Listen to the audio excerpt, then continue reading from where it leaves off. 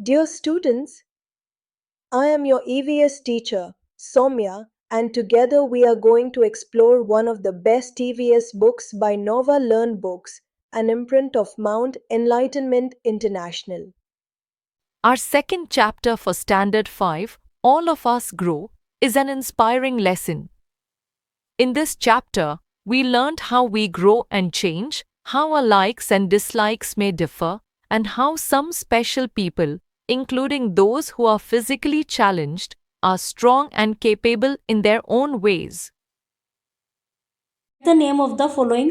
What is your nickname? What is your mother's nickname? इनके नाम लिखिए. आपका निकनेम क्या है, आपकी मम्मी का निकनेम क्या है. A baby can not speak, eat, sit और स्टैंड इटसेल्फ. एक बच्चा स्वयं ना तो बोल सकता है, ना खा सकता है, ना बैठ सकता है, ना खड़ा हो सकता है, कुछ भी नहीं कर सकता छोटा बच्चा अपने आप. तो it depends on it's mother for all it needs. अपनी सभी नीड्स के लिए ये अपनी मदर पर डिपेंड होता है. मतलब कर तो सब कुछ सकता है छोटा बच्चा. रो सकता है, जैसी उसकी बात है, अपनी विचारों को व्यक्त कर सकता है थोड़ा सा एक्शन से, लेकिन खुद नहीं कर सकता वो कुछ भी. तो वो सब चीज़ों के लिए किस पर डिपेंड है? अपनी मदर पर. A mother has the natural ability to understand the needs of her baby. एक मदर में एक नेचुरल एबिलिटी होती है कि वो समझ जाती है कि बच्चा क्या चाहता है. और किसी को इतना नहीं पता चलेगा, लेकिन मदर को ज़्यादा पता चलेगा. उसके रोने से ही वो समझ जाएगी कि अब ये क्यों रो रहा है, अब इसको भूख लग रही है, या जो भी अब इसका गोद में आने का मन कर रहा है. तो ए बेबी कम्युनिकेट्स बाय क्राइंग और थ्रो फेशियल एक्सप्रेशन. वो रोकर या फेशियल एक्सप्रेशन के द्वारा कम्युनिकेट करता है. Babies usually cry when they are uneasy, wet और हंग्री. ज़्यादातर बच्चे जब रोते हैं जब वो परेशान होते हैं, या वेट मतलब गीले हो जाते हैं, जैसे शूशू कर ली तो गीले हो गए, या उनको भूख लग रही है. A baby grows to become a child. और एक जो बेबी होता है वो बड़े होकर बच्चा बन जाता है, चाइल्ड में परिवर्तित हो जाता है. How do we grow? हम कैसे ग्रो करते हैं? The growth in our body is natural. हमारी बॉडी की जो ग्रोथ है वो नेचुरल है. Eating food helps in growth and development. जो हम खाना खाते हैं, जो खाना जो है हमारा, वो हमारी सहायता करता है हमारी ग्रोथ में, डेवलपमेंट में. How does it happen? कैसे होता है? Our body is made up of millions of cells. Cells को हिंदी में कहते हैं कोशिका. हमारी जो बॉडी होती है वो मिलियंस ऑफ सेल्स से बनी होती है, बहुत असंख्य. These cells keep growing bigger till they divide into two. ये जो सेल्स हैं ये बड़े होते जाते हैं, जब तक बड़े होते हैं जब तक वे दो में बदल जाते हैं. बाद में ये सेल, एक सेल टूटकर दो में बदल जाती है. तो जब तक ये ग्रो करती हैं cell, with time this cells divide into become 4 cells. और समय के साथ साथ ये जो सेल्स हैं, जो पहले एक थी वो दो बनी, दो बनी चार में फिर. And this process continue. फिर यह प्रोसेस चलता रहता है, मतलब एक से दो, दो से चार, चार से आठ, आठ से 16, इस तरह से. At one stage our body start destroying more cells then it makes. और एक समय ऐसा आ जाता है कि हमारी जो बॉडी है उसमें सेल्स डिस्ट्रॉय होने लगती हैं बनने के बजाय. मतलब एक समझिए कि जब वो थोड़ा बुजुर्ग होने लगते हैं. That is the stage when we our body stops growing. It happens between the age of 16 to 20. After that we do not grow any taller. ये जो एज है, जो है अपनी 16 to 20, इस एज तक ही हमारी जो बॉडी है वो ग्रो करती है. मतलब उसके बाद लंबे नहीं होते, मोटे तो हो जाते हैं लेकिन ग्रो नहीं करते. मतलब ये 20 तक का जो पीरियड्स होता है वो ग्रोथ पीरियड होता है. उस वहाँ तक ही हम ग्रो करते हैं. हमारी सेल्स बढ़ती हैं, बढ़ती हैं, बढ़ती हैं, फिर उसके बाद वो टूटती हैं, दो के चार, इस तरह से. और एक समय ऐसा आ जाता है कि वो बनना बंद कर देती हैं, नष्ट होने लगती हैं. How can we measure our height? अपनी जो ऊंचाई है, लंबाई है, कैसे उसको नापते हैं? Height is the measured in inch. Height inch में नापी जाती है. Centimetre and feet. Inch, centimetre, feet, ये है हाइट की नापने की जो यूनिट है. स्टैंड स्ट्रेट अगेंस्ट ए वॉल. एक दीवार पर के पास, अगेंस्ट मतलब सामने, सीधे खड़े हो जाइए, टच होकर. योर फादर और mother can put A mark on the wall. जो आपके फादर या मदर या जो भी कोई साथ में है वो दीवार पर एक निशान बना देंगे।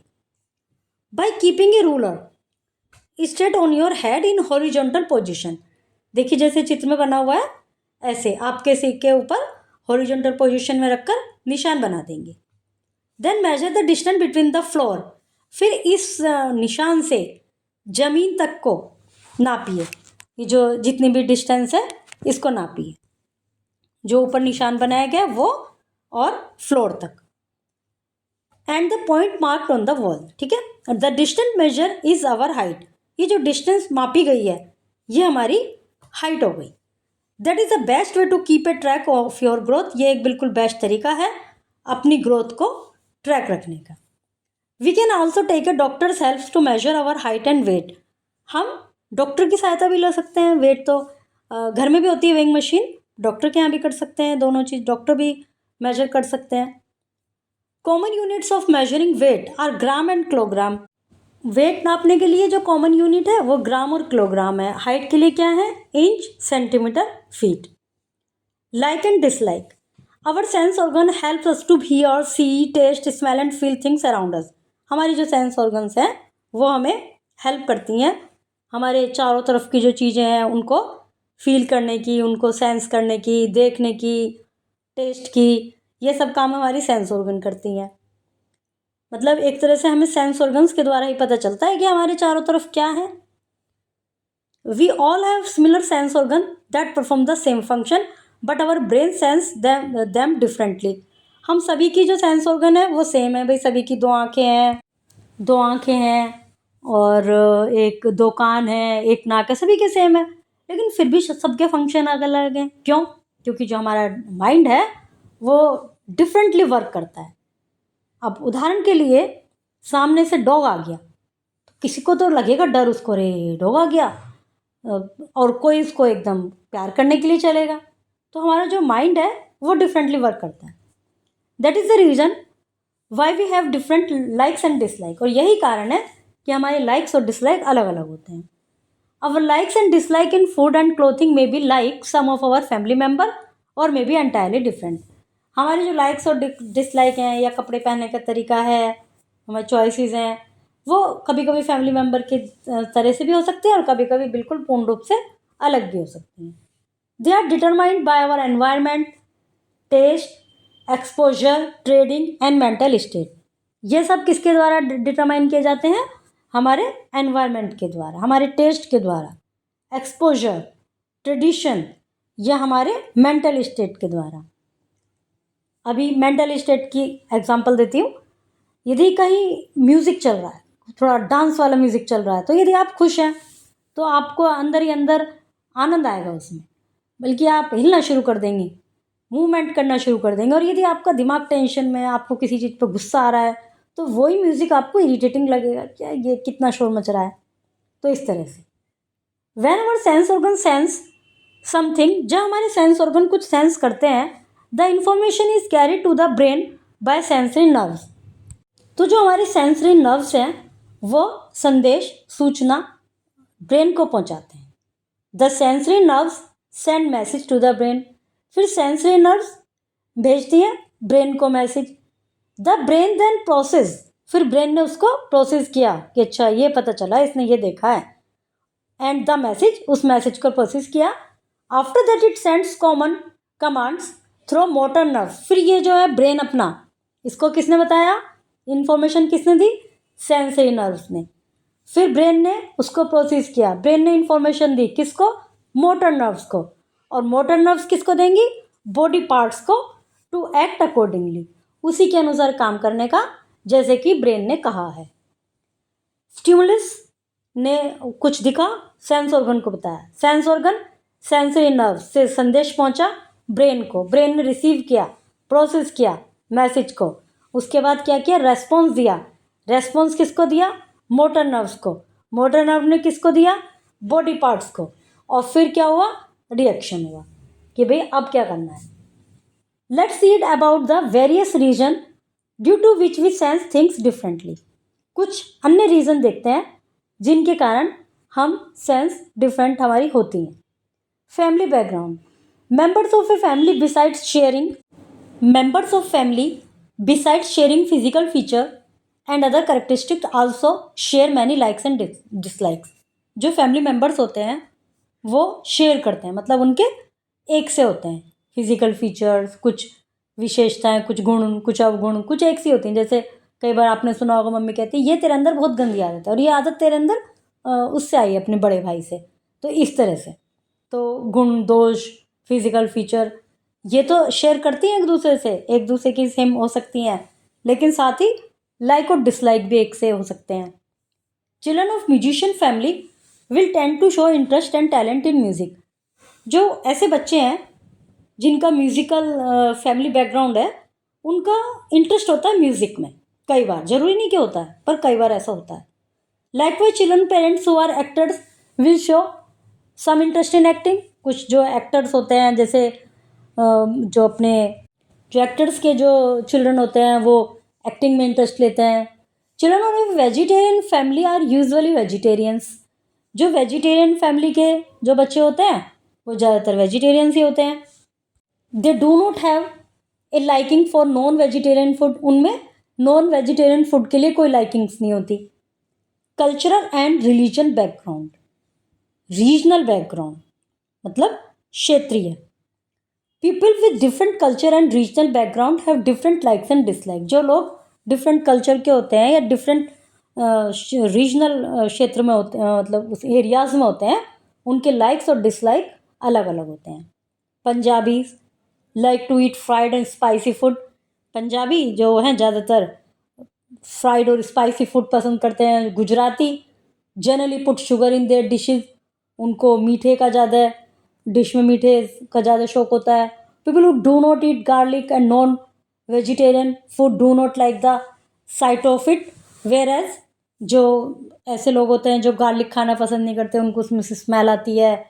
नॉन वेजिटेरियन नहीं खाते तो इनको देखने में भी उनको मतलब कंफर्टेबल फील नहीं होता, उनको दूर से स्मेल आ जाएगी। Whereas those who eat meat are very fond of this smell and find it aromatic. उसके अलावा जो ऐसे होते हैं जो मीट वगैरह खाते हैं, गार्लिक बहुत पसंद होता है, तो उनको इनकी स्मेल बहुत अच्छी लगती है। वो एकदम उनको लगता है अरे वाह बड़ी अच्छी स्मेल आ रही है। फिर state of mind, one our mental state also determine our likes and dislike. हमारी जो मेंटल स्टेट है, जैसे कि मैंने ऊपर म्यूजिक का एग्जांपल दिया था, इससे भी हमारी लाइक एंड डिसलाइक डिटरमाइन होती है। During vacation we enjoy music, playing games, watching television, but during examination days we try and stay away from loud music and restrict our play. जो vacation वगैरह में हम म्यूज़िक को enjoy करते हैं, game खेलते हैं, टीवी देखते हैं, लेकिन जब हमारे एग्ज़ाम चल रहे होते हैं तो हम कोशिश ये करते हैं कि लाउड म्यूज़िक से और खेलने वेलने से बिल्कुल दूर रहें, और टीवी देखने से भी हम बचते हैं। Occupation, the nature of our job also determine our likes and dislike. जो हमारी जॉब है वो भी हमारे लाइक एंड डिसलाइक को डिटरमाइन करती है। स्वीपर, जो हु कलेक्ट द गार्बेज, जो गार्बेज कलेक्ट करते हैं, क्लीन द सीवर, सीवर साफ करते हैं, are use to dirty smell, वो उस स्मेल के आदी हो जाते हैं, यूज टू हो जाते हैं। लेकिन but a passer by covers his or her nose because such smell is offending. लेकिन कोई उस रास्ते से गुजर रहा है, मान लीजिए कहीं स्वीपर सफाई कर रहे हैं किसी नाली की या किसी गहरे गड्ढे वगैरह की, तो वो तो उसके अंदर कर ही रहे हैं, वो तो यूज टू हो गए। लेकिन यदि आप वहाँ से गुजर रहे हैं तो आपके एकदम स्मेल आपको परेशान करेगी। आप तुरंत अपना हैंकरचीफ उस पर रखेंगे, नाक पे रखेंगे, मुंह पे रखेंगे, तो क्योंकि ये स्मेल उनको ऑफेंड करेगी आपको। We should not criticise the likes and dislike and occupation of other. हमें कभी भी किसी दूसरे के लाइक, डिसलाइक और ऑक्यूपेशन को क्रिटिसाइज नहीं करना चाहिए। Some special people, all the body parts of a healthy person function normally. Healthy person के सभी बॉडी पार्ट्स प्रॉपरली फंक्शन करते हैं normally. There are some people whose certain sense organ or body parts do not work. कुछ लोग ऐसे होते हैं जिनके कुछ सेंस ऑर्गन प्रॉपरली वर्क नहीं करते, while some other sense organ become extractive। और जो कुछ और सेंस ऑर्गन ऐसे होते हैं वो एक्सट्रैक्टिव हो जाते हैं। People you can not see have an extraordinary sense of touch. जो लोग देख नहीं सकते उनके अंदर टच करने की एक्स्ट्राऑर्डिनरी सेंस आ जाती है, मतलब वो छू कर ही सब कुछ पता लगाते हैं। People you can not see are blind, जो नहीं देख सकते वो ब्लाइंड है। People who can not hear are said to be deaf, जो नहीं सुन सकते वो डेफ होते हैं, बहरे। While people who can not speak are said to be mute, जो बोल नहीं सकते उनको म्यूट, गूंगा कहा जाता है। सम चिल्ड्रन में हैव ए वीक ब्रेन, कुछ का माइंड थोड़ा वीक होता है। और सम अदर फिजिकल डिसेबिलिटीज, कुछ अन्य शारीरिक डिसएबिलिटी मतलब अयोग्यता हो सकती हैं। These physical and mentally challenge children are special children, ये जो फिजिकल और मेंटली चैलेंज्ड होते हैं इनको स्पेशल चिल्ड्रन कहा जाता है। Special children need care and loads of love and attention, इन बच्चों को एक केयर, बहुत सारा लव और अटेंशन चाहिए होता है। Even aged people need our care and love, जो एज्ड लोग होते हैं जैसे बूढ़े लोग, वो भी बहुत ज़्यादा अटेंशन सीकर से हो जाते हैं। अटेंशन सीकर मतलब उनको भी कुछ एक्स्ट्रा लव एंड केयर चाहिए होता है। How do blind people read, अंधे लोग कैसे पढ़ते हैं? People who are blind read books written in a special script called braille script, जो लोग अंधे होते हैं वो ब्रेल स्क्रिप्ट को पढ़ते हैं। ब्रेल स्क्रिप्ट इन लोगों की एक लिपि होती है, ब्रेल लिपि कहा जाता है जिसको, braille. It is written on thick paper, ये एक मोटे पेपर पे लिखा रहता है। By making a row of raised rows, जिसमें एक रेज्ड उभरे हुए डॉट्स लगे हुए होते हैं। With A pointed tool, pointed tools होते हैं उसमें, पॉइंट मतलब जिनको छू सकें। It is read by feeling the raised dot, इसको रीड किया जाता है उन रेज्ड डॉट को फील करके।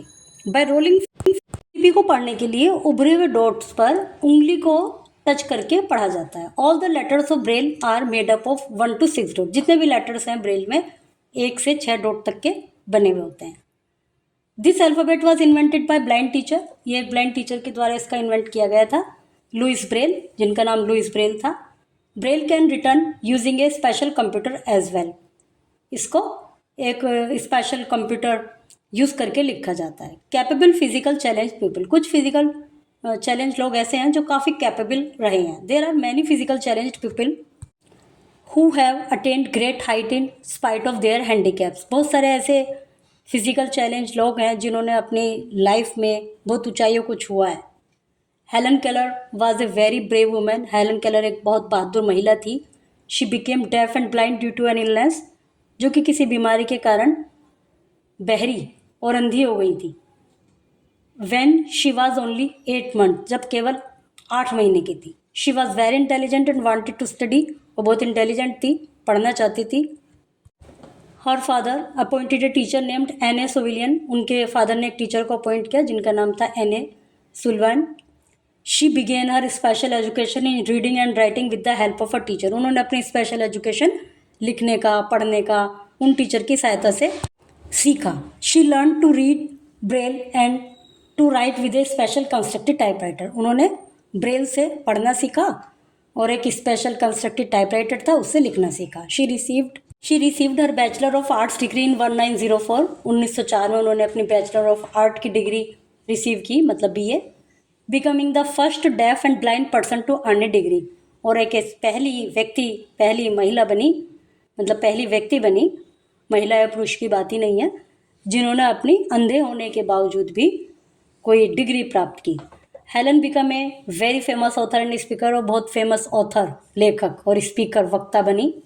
She work with soldier who had been blinded by the war, उन्होंने उन सिपाहियों के साथ, उन सैनिकों के साथ भी काम किया जो युद्ध में अंधे हो गए थे।